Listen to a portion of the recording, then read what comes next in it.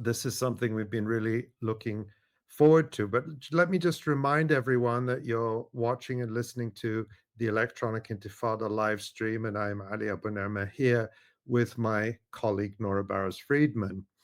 The ceasefire that took effect last Sunday morning brought an end to Israel's horrific massacres that claimed dozens and sometimes hundreds of lives of men, women, and children in Gaza every day over the last 15 months. The official death toll of Israel's genocide of 46,000 is widely considered a gross undercount. And already, as people return to the ruins of their homes, they're finding the remains of loved ones whose fate had been unknown. The ceasefire agreement and the announcements of various governments involved in mediating it are silent about the question of accountability for Israeli crimes, whose scale and savagery is difficult to comprehend and may not be fully uncovered for years. In his statement welcoming the ceasefire agreement, UN Secretary General Antonio Guterres talked about the need to urgently mobilize humanitarian assistance for people in Gaza and called for, quote, a credible political path towards a negotiated two-state solution, among other so-called broader goals.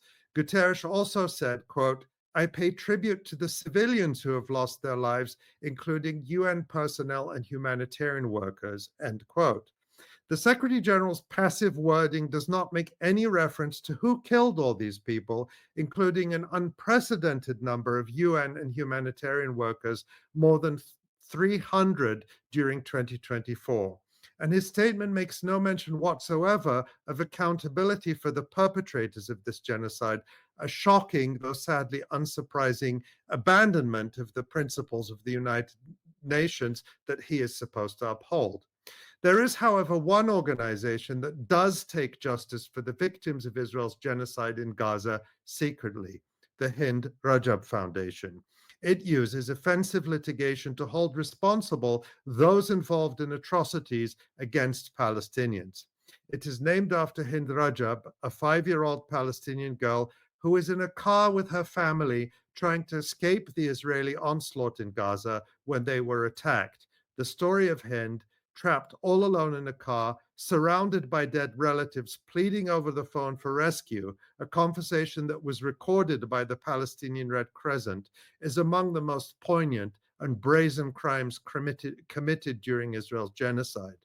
As the sound of Israeli fire approached, Red Crescent paramedics Yusuf El Zeno and Ahmed El Madhoun set out to rescue Hind as their colleagues at headquarters tried to keep the terrified child calm on the phone.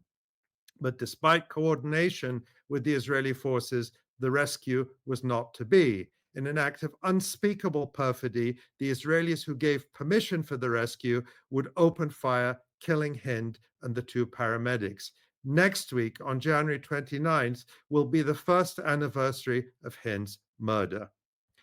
Dyab Abou Jahjah is a Belgian-Lebanese political activist and writer, and he is the co-founder of the Hind Rajab Foundation. Dyab is also the co-founder of its parent organization, the March 30 movement, named after Land Day. The movement focuses on changing the narrative revolving around the right of indigenous peoples to their land and sovereignty and the devastating effects of uncontrolled globalization. We're pleased and honored to welcome Dyab Abou Jahjah to the Electronic Intifada live stream. Welcome, Dyab. Thank you very much. The honor is all mine. Thank you so much, Dyab. Thank you. So let me start by asking you, collecting information about suspected Israeli war criminals is an enormous task. Tell us how you started doing this work and how you were able to accomplish this given the scale of the genocide in Gaza. Right. First of all, thank you for having me. I'm a long time follower of the Electronic Intifada. You have been doing pioneering work on many levels, so thank you for being here. It's an honor. Thank Let you. me start by saying that, in 2023, when the genocide started in November, a group of activists came together in Belgium and the Netherlands thinking of doing something about it. And when we started thinking what we could do, we wanted to add something to the, enormous effort that has been going on now for more than 15 months in terms of mobilization and activism. So we wanted to do something else than demonstration and advocacy, which is obviously very necessary and needed, but is being done and being done brilliantly all across the board. So we were thinking, what can we add? And we noticed that we have a lot of lawyers amongst ourselves, and then we decided to do something mostly legally, right? So we started thinking also what we could do legally differently, because you have the obvious roots of international law,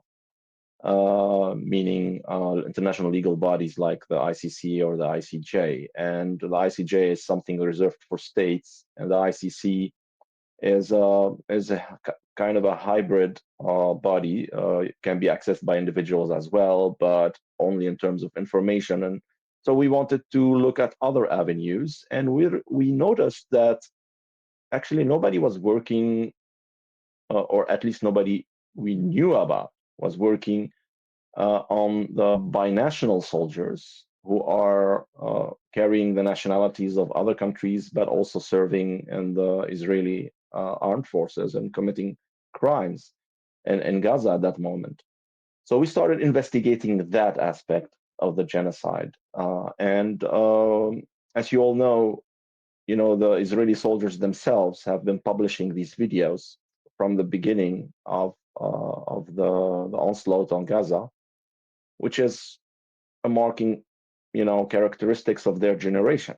I mean, it's very natural. I have children their age, and that they post everything, and they acted like their generation, actually posting everything. But this created a very interesting situation in terms of war crimes that they are committing, which gave people actually access to the crimes themselves, actually in forms of confession.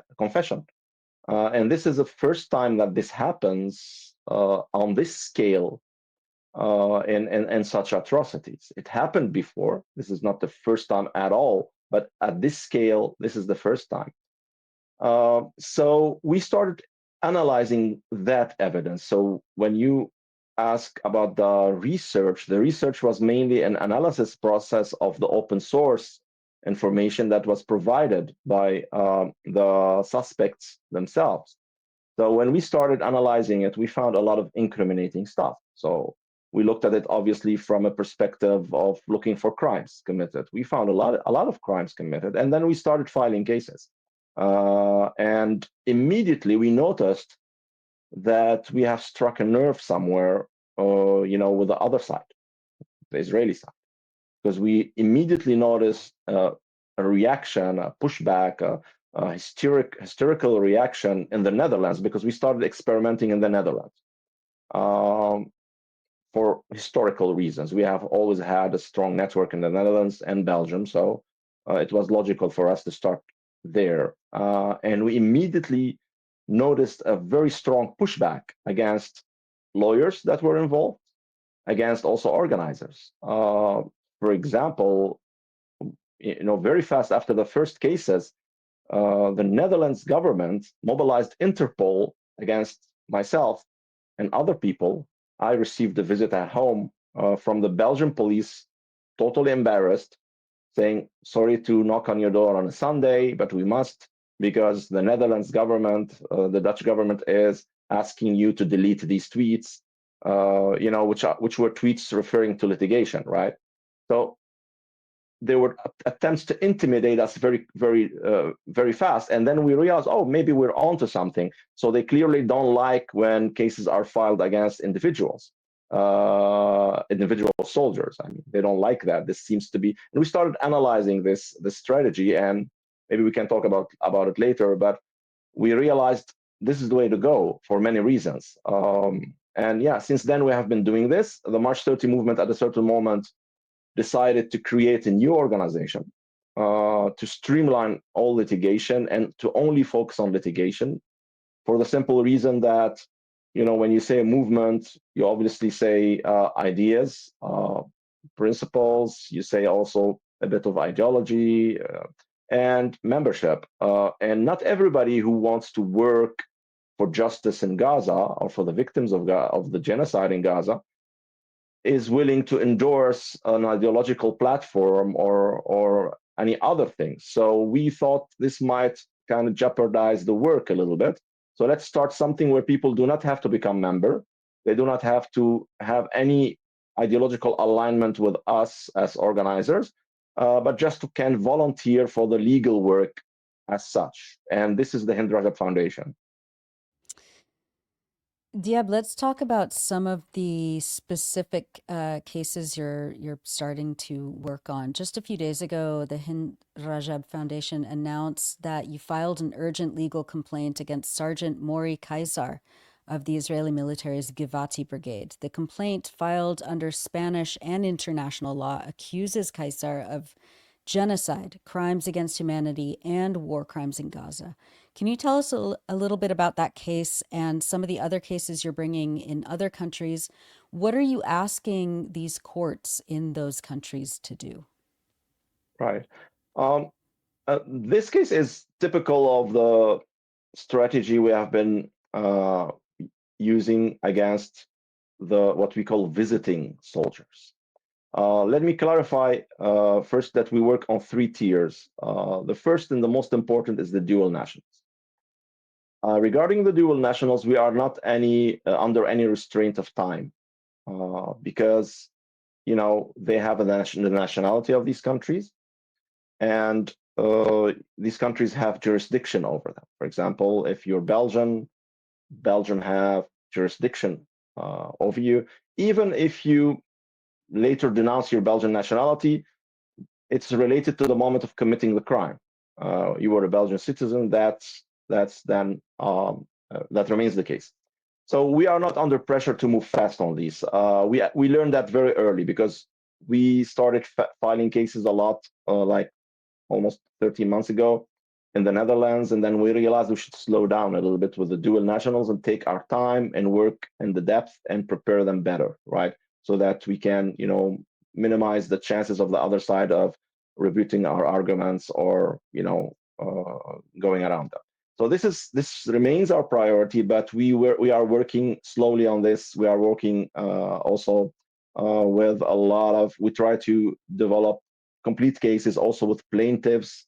That means victims. For example, if somebody destroyed a home, we try to find the victim, the owner of that home, and ask a power of attorney to our lawyers, and then build up a case also from both ends of the story, not just towards the perpetrator, but the victim.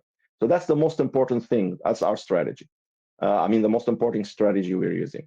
The second is visiting soldiers, just like Kaiser and Spain, but also many other cases like the Brazilian case against Yuval Baghdadi and other cases before him, the Cyprus case, for example. These were important cases. In this case, we are not talking about dual nationals. We are not aware, at least, that these individuals have another nationality other than the Israeli one.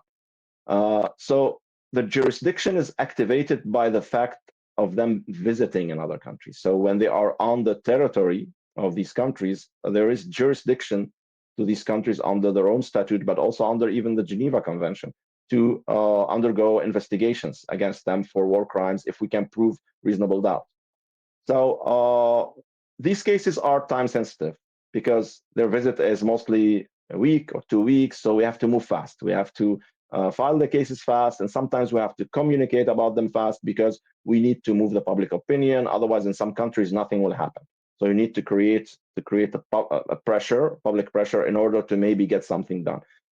More interesting than the Kaiser case in Spain is the Cyprus case of a few weeks ago, and the Brazil case.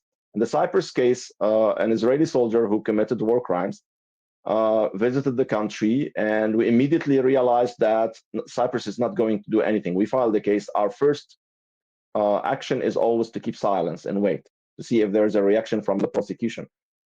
This did not happen, and all our contacts in Cyprus were telling us that the political biotope will not allow that to happen in Cyprus, because as you know, the DA or prosecution is a hybrid position. It's not purely judicial, it's partly political, so it's susceptible for political consideration. So we were advised to communicate about it, to create public pressure. We did that. That was picked up by Cypriotic media, and immediately an investigation was opened.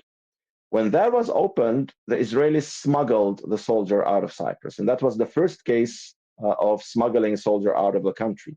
And when I say smuggling, I'm not exaggerating, because we have information that he was even taken by a private jet. I wonder whether he underwent any passport control on his way out. We don't know. The Israelis themselves said that it was a joint operation of the Ministry of Foreign Affairs and Ministry of Justice, meaning Shin Bet and Mossad, actually, in other words. So then we realized, okay, this is getting interesting. And then I think a few weeks after that, in another case in Brazil, very similar case, we detected a presence. We filed the case against Yuval Vagdani, who destroyed homes in the Nitsarim area, and he was boasting about it, and there was no combat situation. So we filed the case, and we kept silence in Brazil because we had faith in the Brazilian judiciary system. And that wasn't a wrong assessment, because soon after, I think like a week after the case was filed, a judge, the prosecution passed the case to a judge, and a judge issued a probe order. That means intercept, investigate, interrogate, and maybe hold the suspect. Unfortunately, at that moment, when the order was communicated to the police in Brazil, there was a leak somewhere. We cannot say where, but it happened only after the police knew about it. And the Israelis started lobbying politicians in Brazil to block justice, and eventually also smuggled Vagdani to Argentina, where we filed a case against him immediately in Argentina. Then they smuggled him from Argentina. In Argentina, we can say he traveled, not smuggled. He traveled from Argentina to Miami, and then he left from there to Tel Aviv. So these are not dual nationals. These are Israeli soldiers who we have a window of opportunity when they travel into a country to activate jurisdiction against them. So these are the most important tiers. The third tier of our work is international law. We work with the ICC. We have filed a case there against 1,000 soldiers. Our main goal of that is archiving, is to archive the data. That's our main goal, but our focus remains on the individual soldiers, especially the dual nationals. Well, that's incredible, and that they would send a private jet to bring out this soldier who knows what he was doing, maybe just going on a vacation to, relax and have fun after participating in a genocide. Who knows what he was doing there? But and the Israeli military has recently warned its soldiers not to travel abroad precisely for fear they could be arrested. And the press reports in the Israeli media make specific reference to the work of the Hind Rajab Foundation, as we can see from this recent article in the Israeli newspaper Haaretz. That's already a considerable impact of your work. It is making the world much smaller for these people. But I know that's not the limit of your goal. Do you think we will really see any of these people actually brought to trial and punished in a court of law? And I ask that because it just has always seemed out of reach for Palestinians to get that kind of justice. Could we finally see it happen now? Let me start by saying that on the level of, let me start somewhat technical to explain something in terms of that question, which is the most important question, because as you rightly said, our goal is actually to achieve justice, not just to scare them out of vacation, which is maybe a good side effect of things, because these people committed atrocities. We are not filing cases against any individual Israeli soldiers. We are filing cases against, even though we might argue, and I think rightly, that we could, because anybody who is contributing or participating to this criminal endeavor is by association deserving of being brought to court. But in awaiting the decision of the ICJ, which will come within 2 years, we expect, we are focusing on war crimes. War crimes are individually committed. So when we accuse somebody of war crime, we can obviously also add genocide to it because we suspect it, but the main accusation is war crimes, right? Why? To make it individual. So these people all committed atrocities. They all committed crimes that are verifiable and confessed to them on video. So when they are losing sleep over this and not being able of leaving Thailand because this smuggling situation happened in Thailand, in Sri Lanka, and in Amsterdam, even with 3 soldiers. So there were almost 30 cases where the Israelis are telling about that they actually asked the soldier to leave a country due to our actions. So when that happens, it is already some form of accountability. It's a good side effect, but the goal is to have justice in court, as you rightfully pointed out. So regarding that, when it comes to the visiting soldiers, we don't know about that. It's always a long shot because you have a lot of hurdles when you have always that debate on jurisdiction.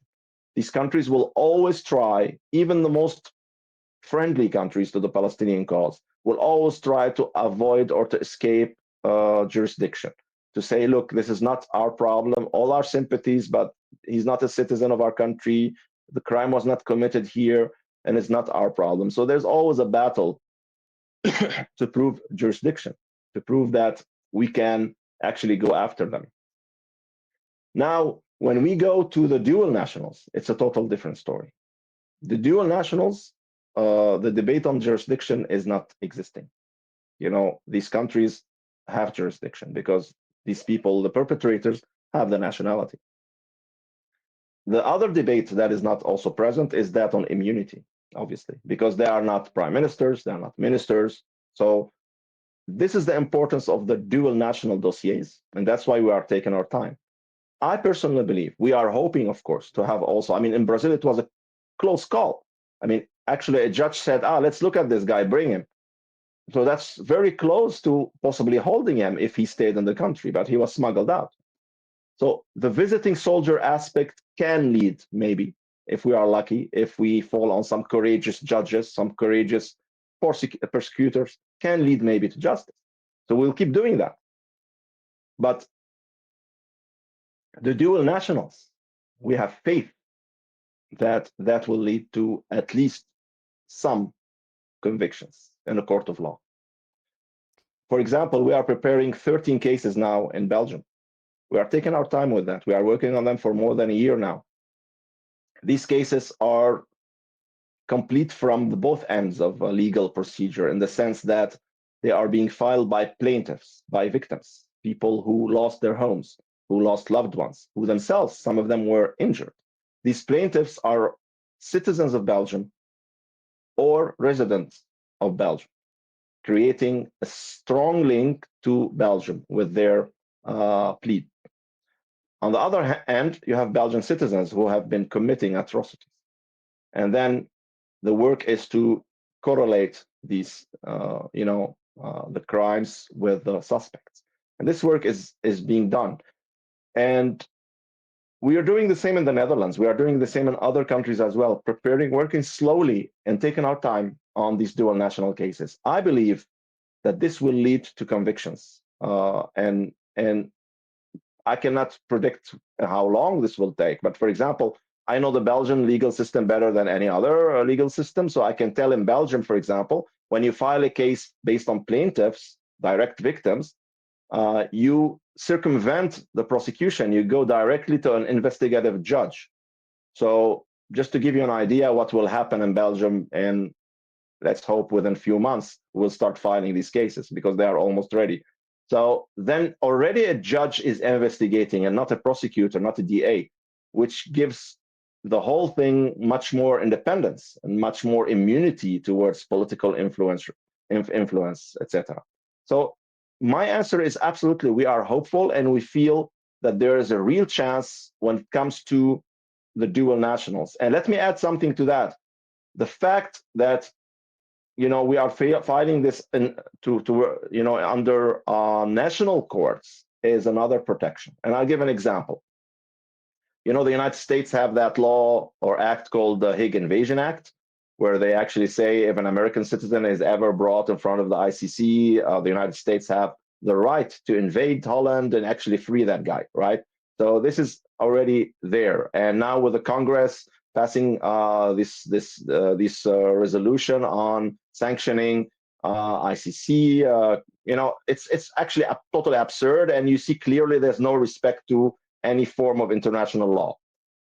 But imagine this: imagine the Hind Rajab Foundation with an American lawyer, an American victim, American Palestinian victim, filing a case in front of an American court against an American citizen. Even Donald Trump cannot tell you, oh, well, this is disrespecting the United States, because how is that?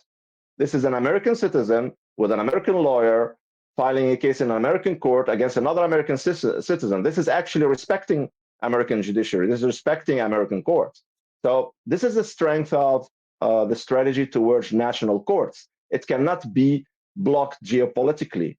Even the most hostile people against, let's say, international law cannot say that, well, some of them do say that, but they cannot, with a lot of credibility, claim that their own courts in their own countries should not be able of looking at their own citizens when they are committing crimes, because this is the whole essence of a legal system. And just a very quick follow-up on this, Dyab, and without getting too technical, but you're focusing on criminal cases, but your mention of the United States makes me wonder, would you also consider civil litigation against individuals too? Is that part of this discussion? It's a very important question, and this is indeed the important debate that we are having now with our American legal team and our allies in America, legal bodies that are, advising us. We're in contact with them. This is the debate. Are we going to just focus on criminal law? And this makes our task very complicated in the United States, because these are in federal crimes, and then the DA system is quite politicized, and so it's very complicated. Or should we also resort to tort cases and civil cases? This debate is ongoing. We are still developing our strategy for the United States, but it's coming. It's coming. We are looking at all kinds of options. We have a strong team there, and we are talking to different actors on the ground who wants to give us advice. So at the end of the day, we will develop strategy. I cannot answer it yet, but this is actually the debate ongoing, or one of the debates ongoing. Another part of the debate is there any possibility in state law, for example? This is also something we are researching now. It's not very obvious, but we are working on that. And it just takes one prosecutor, one judge to rule, that one soldier has committed war crimes and crimes of genocide in order to set a precedent. Absolutely. So it's very significant. Yeah.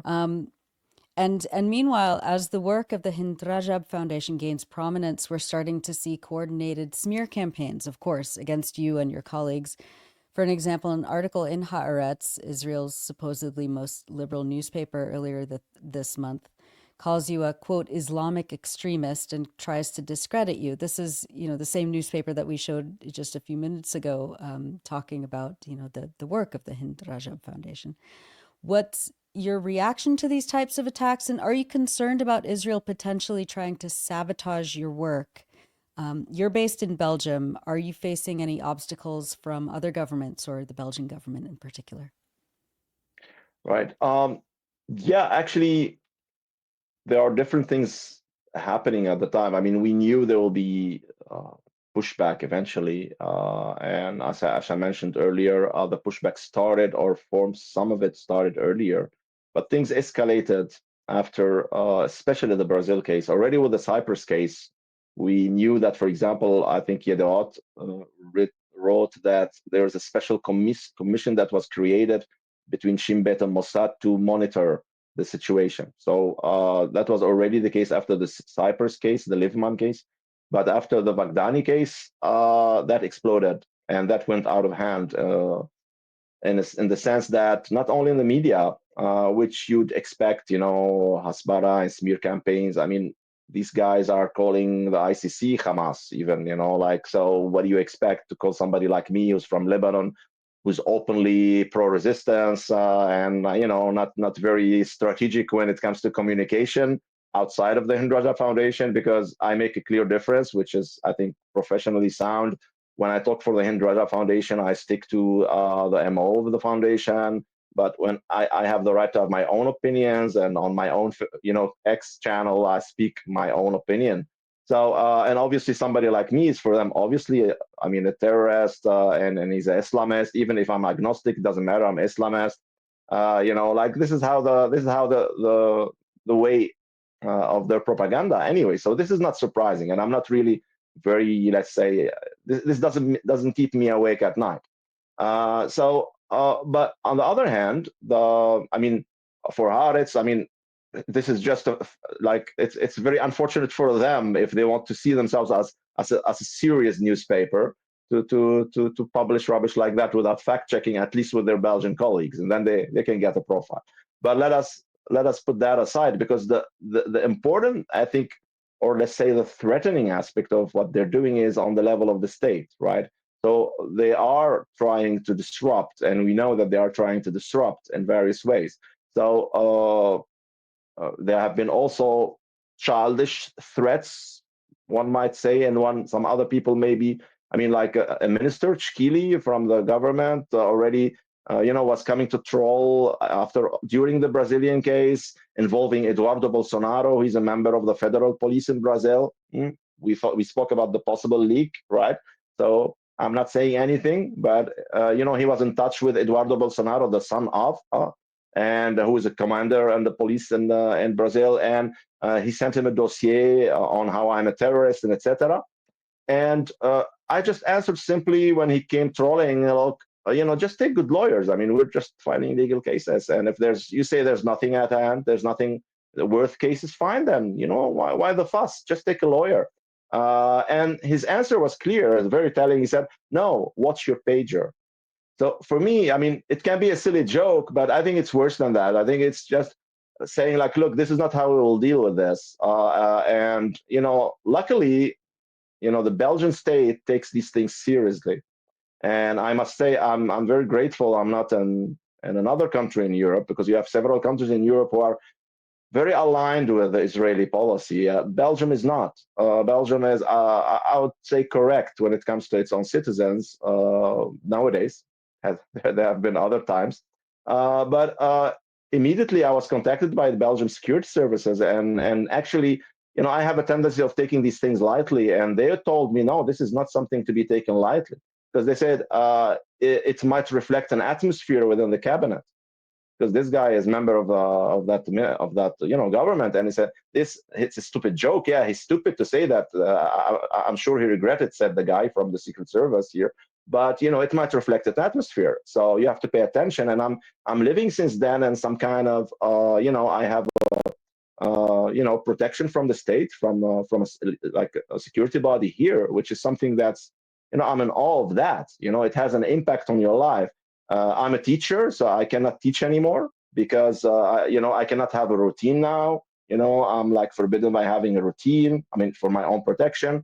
Obviously, my colleagues and my students were also afraid a little bit. So things are kind of heavy on that level. But this will not disrupt our work. I mean, it's kind of naive of them to think that the work of the foundation depends on a person, whether it is me or anybody else. We are all replaceable. And at the end of the day, I'm a spokesperson and a coordinator, and we have other coordinators. And the work is already beyond stopping. It is an institution. The foundation in 3 months had an enormous, exponential growth in terms of human resources, in terms of legal capabilities. We have legal teams across the planet, very capable people. Our data is spread across the planet, from Japan to Chile. It's on blockchain technology. It's unhackable, practically unerasable. And there's nothing they can do. This is happening, and they can take me out one way or the other, or take somebody else out. They cannot take the foundation out. Or even if they did, even if they took the Hind Rajab Foundation out as an institute, this idea has been launched. The MO our way of doing things now is out there, and people can create new organization that will do exactly the same thing. So yeah, I think the only thing the only thing they should do is take good lawyers. That's, at the end of the day, this is the only thing, the only wise thing that they should do. Mm. That's really extraordinary, Diab, that you have to live under protection. And it's good to know that the Belgian state does take this seriously. And they would know very well that the threat from Israel is real. But that just also goes to show the criminality of this state that we're dealing with. That there is a real concern they would resort to terrorism, and we certainly hope more than anything that you and your colleagues will be safe. But the point you make is an important one. I mean, I don't want to stray too far from their topic, but it has always been a mistake that they have made in thinking that if you take out the leadership of any kind of movement or any kind of people, that somehow that diminishes it or weakens it or discourages people, when we've seen throughout history that the opposite has been the case. And the fact that you're going to such extraordinary lengths to ensure that the data, the cases, and so on is protected is, I'm sure, very reassuring for everyone who's watching. And I know that everyone who's watching um, and who will watch has a similar question before we let you go, which is, how can people support the mission of the Hind Rajab Foundation to bring the perpetrators of this genocide to justice? How can they get involved? How can they support you? How can we make this global mission for justice even bigger?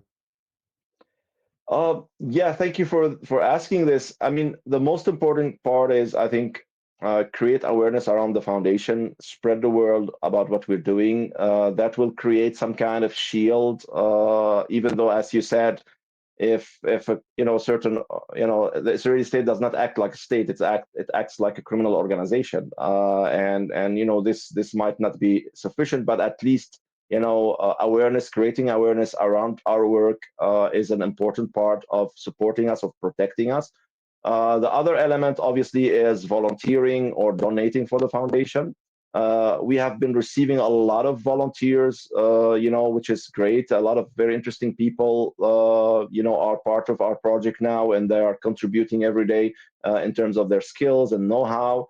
We are always in need with new, legal profiles anywhere, whether paralegal or lawyers. We're always looking for those. There's never enough. So lawyers, please, volunteer with us. Paralegal profiles, please. Programmers, developers, we're always looking for those, because we are now also building a huge, IT infrastructure that needs maintaining and sustaining and development. So also these profiles are very, very sought after, but also all kind of profiles as well. And of course, donations. We are an independent organizations. We do not receive subsidies out of principles. We reject them pro forma. So why? Because we want to keep our independence. We only accept donations from people. So we do not accept funding from foundations or groups or states or anything. Just people can donate to us. And so please, this is the only way we have also enough resources to pay our because we have also external lawyers when we file cases, like in Brazil, for example. We hire law firms. What we're going to do in America, our own in-house lawyers prepare the paralegal work, but we will hire law firms. And you all know that these are not cheap organizations. So donations are always welcome. And donations can only happen through the website. So this is the only way to donate. We do not accept any other forms because we are under extreme scrutiny. So yeah, we are only receiving donations through the website, which goes through credit card or bank donations. Thank you. And for those who are listening, that website is, we had it up a second ago. I want to make sure that I say it correctly. It is hindrajabfoundation.org, hindrajabfoundation.org, where people can find out more about the incredible work you and your colleagues are doing, and also how to help support the work in all the ways that you just mentioned. Diab, we are so grateful for your time. We know how busy you are, My but pleasure. we were so excited to talk to you, and we know that people are eager to learn more about the work you're doing. We wish you great success, and we hope that you'll come back uh, at some point in the future and tell us about the developments with this work. We wish you the best of success with it. Thank you so Thank you. much, Diab.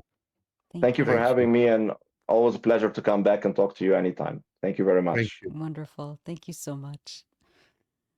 Oh, it's just, I mean, the word important doesn't do any justice. This is the work that must be done. It is essential. And I'm so in awe of these lawyers and volunteers and supporters who are, meticulously Mm. combing through these very public social media archives of these genociders who bragged about committing these war crimes. Just amazing, and yeah. So we will have much more to come from Hind Rajab Foundation and the work that they're doing, I'm sure. Yeah. Well, we're And yeah.